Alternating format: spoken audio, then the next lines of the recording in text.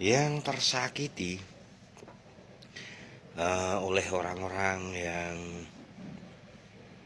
nggak punya akhlak, nggak punya malu, nggak punya harga diri, orang-orang yang berselingkuh. Kamu masih aja menganggap orang yang berkhianat atau orang yang berselingkuh bahagia. Masih kan? Kamu masih menganggap orang-orang yang berselingkuh itu bahagia. Kamu kan masih menganggap. Karena apa? Karena kamu masih aja kamu kepoin atau ngintip, masih diam-diam membuka akunnya dia, terus membuka membuka historinya dia. Lah itu, kamu kan menganggap dia bahagia dengan dia saat saat ada momen-momen saat di pantai, saat di tempat wisata, saat bersama pasangannya yang baru, saat makan-makan. Kamu kan pasti emosi, kamu pasti emosi. Kenapa? Kenapa kamu emosi Kenapa kamu emosi Kan menganggap kamu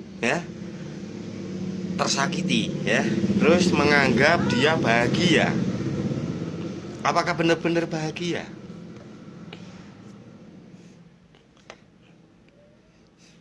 Nggak ada orang yang sudah berkhianat, berselingkuh, hidupnya itu akan bahagia. Justru was-was di hati, rasa ketakutan setiap hari, itu yang dirasakan oleh orang berkhianat atau orang berselingkuh. Dia memamerkan saat momen-momen tertentu, itu kan cuma pengalihan, seolah-olah dia itu bahagia.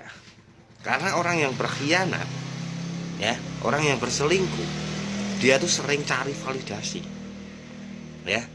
cari validasi dari orang-orang, memang tujuannya disebar di media sosial, biar apa? Ya biar bikin mantan atau orang yang dikhianati itu merasa merasa kecil banget, merasa nggak punya mental, merasa nggak punya harapan, merasa nggak punya apa-apa lagi. Memang itu tujuannya, tujuan orang-orang yang berkhianat, yang berselingkuh, memamerkan di media sosial tentang kesenangannya, tentang kebahagiaan palsunya itu. Biar apa? Biar mantannya itu kepoin dia lagi. Tujuannya apa? Ya tujuannya ingin merusak kamu. Kok bisa? Ya memang bisa. Memang tujuan dari awal dia ingin menghancurkan dirimu. Tujuannya pengen kamu itu hancur sehancur-hancurnya. Masa iya? Ya memang iya. Kenyataannya, faktanya memang seperti itu. Itu berlaku untuk perempuan dan laki-laki. Kalau laki-laki biasanya dia nggak terlalu pamer, nggak terlalu pamer di media atau pokoknya di media lah, Kalau laki-laki yang sudah berkhianat, dia tuh diam-diam, paling dia cuma ngobrol, terus bercerita sama teman-temannya bahwa dia bangga bahwa dia bisa selingkuhin istrinya. Dan dia bangga kepada teman-temannya bahwa dia bisa mensetubui atau bermain gila lah ya dengan perempuan lain untuk jadikan pamer gitu. Dan nanti orang-orang kayak gitu nggak mungkin ya dia akan bahagia terus menerus, nggak mungkin. Waktu yang akan berbicara ya. Apa benar? Iya benar. Dari zaman dahulu ya sampai sekarang, orang yang berselingkuh atau orang yang berkhianat nggak ada itu namanya yang hidupnya baik-baik saja sampai akhir hayatnya, nggak ada. Ayo, sampai mau mati pun ya orang yang berkhianat, orang yang berselingkuh ya dia akan was-was, ketakutan ya.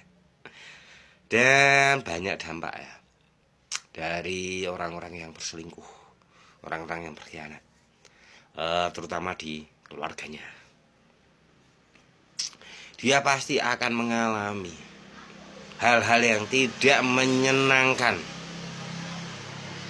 tapi dia berpura-pura seolah-olah dia hebat, dia kuat, dan dia pintar. Sebenarnya tidak.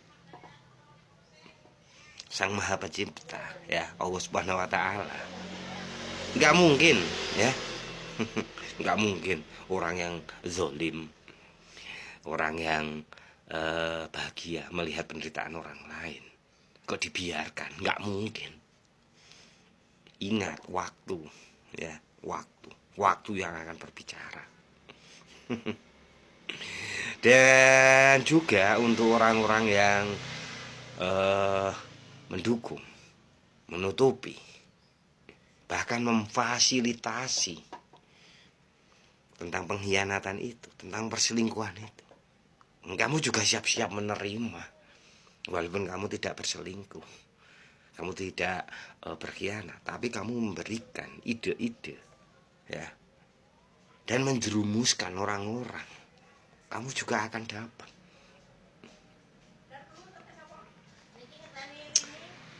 Nggak mungkin. Itu kan kata-kata orang-orang yang sudah berselingkuh, terus dia ketahuan, dan dia merasa membela diri, ya akhirnya dia ya seperti itu. Nggak mungkin. Jawaban saya mungkin, kun fayakun, yang terjadi akan terjadi. Intinya yang terjadi akan terjadi, sangat-sangat akan terjadi di kemudian hari. Waktu yang akan berbicara. Jadi untuk korban, orang-orang yang diselingkuhin, orang yang dikhianat, kita selalu berdoa meminta kepada Allah Subhanahu wa taala. Agar apa? Agar rasa sakit kita itu sembuh. Itu yang pertama, rasa sakit itu sembuh ya. Pokoknya rasa sakit itu sembuh dulu. Insya Allah dengan rasa sakit sembuh itu, hidup kita akan lebih bahagia lagi ya. Impian kita yang dulu-dulu tertunda akan tercapai. Kalau urusan jodoh, rezeki memang memang ada di tangan, atau memang sudah ditakdirkan dari Sang Pencipta atau Allah Subhanahu wa taala. Ininya kita juga berusaha aja. Pokoknya kita berusaha. Yang penting itu sembuhkan luka dulu di dalam diri ya. Benar-benar sembuhkan dulu. Allah pasti akan menyembuhkanmu. Dan saya meyakini itu. Jadi untuk para pengkhianat, siap-siap aja ya. Ajal ya pasti ada. Ajal akan menjemputmu.